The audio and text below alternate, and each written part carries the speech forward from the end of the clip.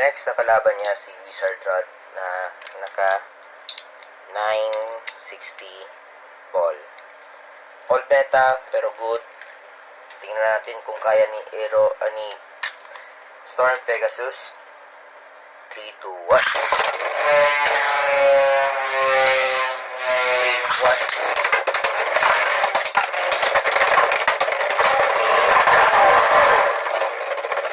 First finish, 2-0.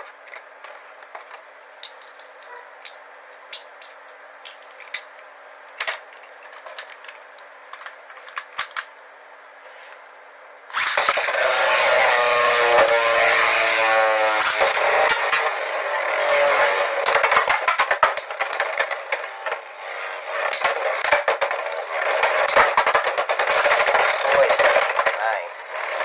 4-0 ang impact ni Storm Pegasus.